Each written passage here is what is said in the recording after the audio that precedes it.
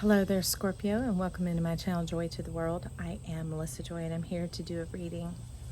And first and foremost, I want to start with my heart.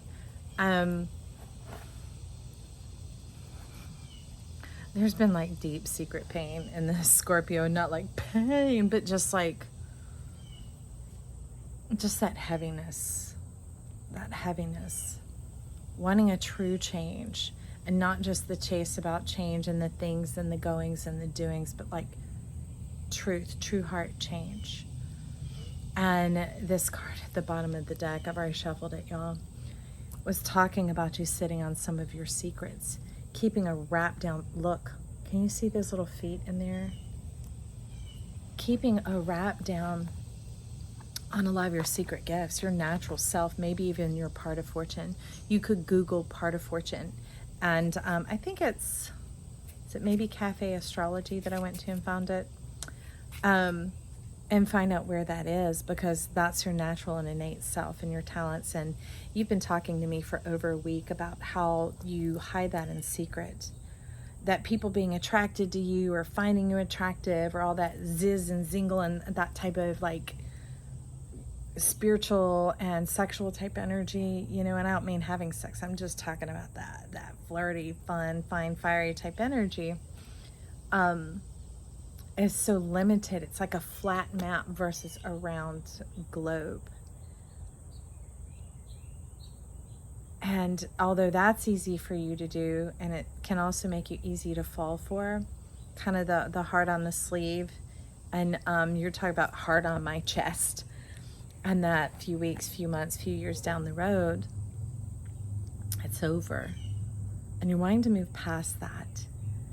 And you were just talking to me about those secrets. Because like Scorpio rules over 8th house, which it just talks about it being the closet. That's the way they tell me. That's the way y'all tell me. It's the closet. It's the closet of secrets. And really the secret that's there, because 8th house is where my part of fortune is, right almost where the 8th and 9th touch. And it's that there's a bit of shyness when it comes to being known for what you're good at, for your skills. You don't mind people being drawn to you for how you look or the who of who you are. But when it gets into the what that looks like and how it comes out of you, there's a bit of shyness. Like, say you're really great at a particular sport, you feel good and you're glad, congratulating the team and all that, but not always comfortable with the attention being put on you. And there can be a bit of, we could call it self-sabotage, but like spiraling down and out. Just a little bit of setting yourself up to lose a little bit of the glory and the shine. And I'm not quite sure why, but you did split the deck here. I'm not quite sure why. Maybe it had to do with how you grew up. And that's the wild thing when we talk about these zodiac signs and the planets and stuff like that and placements. That's why we're the whole zodiac. We can have certain types can have common experiences. And maybe there was someone that you always kind of had to serve their ego or whatever else in your home, or maybe you witnessed a big ego, or what, these are terms, right? Your terms. A big ego, a bad ego, and felt the burn of that it just caused you to naturally shy away from your own personal excellence. And it doesn't mean you're not operating in excellence. It just means your excellence isn't operating full scope in you. Remember, map versus globe? It's only in certain planes, in certain locations, in certain groups or scenarios, but in other ones, it tucks and it hides away. A wrinkle in time, if y'all are wondering, I have hives all over me from the stress I've been going through. So a little bit of itchy there. So let's get into what it is. And this is the idea, the action going on. Look at that. So what if we tempered it down? Because to me, part of fortune really resonates as like Jupiter and the sun coming together and awakening into that. So this is a Jupiterian heart. And when they come together, then it's no longer like this poison fire, like the Scorpio, like the scorpion moving through there, some of that venom, some of that vagal, and that trying to balance out the systems, and versus people outside of you and your feelings and whatever else. And it gets you into your belly. It gets you into your point of origin, into your source, and into yourself. and it has a life all its own, that brings forth the green. That brings forth your true magic. Okay? Look, it's interesting. There's even a little bit of occluding of the lower parts going, there are many ways to spread your passion into this world, like that butterfly laying its eggs all over the passion vine. How interesting. It's a Gulf fritillary, by the way. But this is something you desired for a really long time, maybe even lifetimes. Look at the pleasure on your face. The joy of, we would say, finally arriving. Finally discovering, because that's really what this fire is, the fire of discovery. Like the sun, it illumines. That's how we discover. The lights come on, right? And not that other thing running all up and down inside the vagus nerve, which can really be shaped and loaded from past experiences that weren't fully processed or dealt with at the time. So if there's been a lot of shyness and hiding in your natural prosperity, your natural being adored, adornment is what you're calling it, being to be adored and to adore life. It's a cutesy, more softer energy, and that might have made you feel a bit uncomfortable because of that fierce assailant, that pride or that ego that you experienced through family life growing up. You're like, yeah. And maybe that's why you relied heavily on the waters. But you're coming out of there too, because that's where the distortion can begin, is when you're underwater. That's some of the beauty of why I'll do it. But I'll go into the water and look up at the sun, and it's because it's filtered in a way that I can take it in softly and into my imagination. So with that, let's jump into the water and see what we've got going on here. Wow.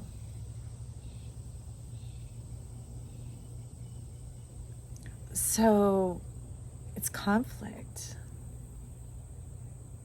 See how tired you are? It's conflict in your heart. So there's always a bit of a battle waging as to what's going to push you over the line, or pulling back, or restraint. That's got to be exhausting, my friend. You know, the ocean and the desert side by side, and not the ocean and the sand. Can you imagine that disparity, that separateness? Like, you find some really wealthy areas, you go a few blocks away, just a couple of miles away, and there is abject poverty. So as we're talking about bounty and poverty, the way you balance that out, my friend, my beautiful Scorpio, is to get into your part of fortune. Get into your part of fortune, and maybe listen to a few videos of whichever zodiac sign it's in. Maybe do a little research on which house it is in to see how it impacts you. And mine being on the 8th, nearing the 9th, is talking about being willing to explore and discover these secrets that have been hidden, that have been buried, that are naturally available to us, but they've been hidden in plain sight. And so, because it's right near the 9th house, the house of Sagittarius, I have this curiosity to play around with these energies, and I don't mind doing it on camera because mine's in the house of Leo. All right. So I don't mind being exposed as we walk through this together, because people, I don't know stuff. They talk to me, and I learn as I go, and I learn as I grow, just like you do. And it's a joy sharing it with you, because y'all, we're on an equal playing field. It's like the field of dreams, though. If we build it, they will come. Not the people, my friend, the dreams. So I'm ready for you to kind of pull your dreams out like that wallet, like that secret passport that you had tucked away, and begin to embrace that magnificence of who you are. Begin to embrace that magnificence. And then, so here we're stepping into your earth energy. You're having me do an element reading for you, by the way. Look at that earth and energy. It's merging so well with the air and the ideas and all this coming in, because it's like once you open that closet, you say, once I pop, I can't stop, because that closet is so stuffed of my amazing fantasticness. And I'm like, yes, Scorpio, that's why you've been talking to me for a whole week before we got here. And it's funny that you have me in the earth element to do these readings. And I had to scurry out a little bit early today. So they're like, let's stay home. Let's do them from the home. And as you can see, bountiful gardens of super tranquil lusciousness. That's what we're talking about with you, Scorpio. And you're like, yeah, that now we stepping into my flavor joy. Now you get me. But look what you are, the genie.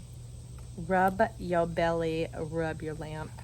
Let your part of fortune begin to bless you.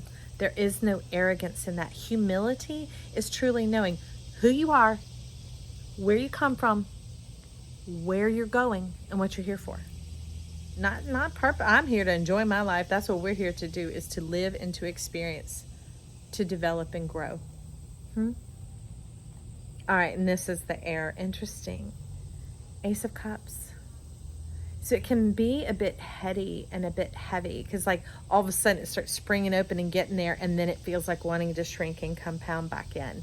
But you know, if you've been in humid air, oh my God, it's pressing in on you from all sides. So this, I would just say, use a little breath, use a little permission. So whether it's with words or the mind, you see, with the mouth or with the mind, you just take a little headspace for yourself and you breathe it in. Long breaths are really good for that. And a long breath looks like this. Let me describe it. Imagine that when you breathe in, it's starting outside the soles of your feet and it comes in. It comes in through the body in one long breath. It doesn't move all slow, just move the breath, right? And when you're finishing the breath, it pops out of the head and a few inches up above, like right here, kind of like the whale spout when they shoot the water. And then when you exhale, that drops back down in the body, through the body, and out of the feet. All right, so you'll breathe in. Okay, and that begins to take this pressure off, because it's just a new energy. It's that plasmatic environment of where creation comes forth from. That moisture in the air is how we even speak, how we create through our words and through our actions, is what you're letting me know from there. All right, but that clears out this pressure and these extra sensory things that you've been perceiving being dominated by the vagal nerve, and now getting you into your whole nervous system, into your whole support system, into the full creation of your life. I absolutely love that for you, Scorpio. Okay, friends, give that like button a little touch of love down there. Tickle this channel, all right? Tickle me pink. And subscribe if you'd like. It's free as always. And leave me some comments and compliments down below. Let me know you're here. Share it with some friends if you need to. Maybe even share it with yourself by putting it on a playlist, going back and listening through. All right? I love you. Bye.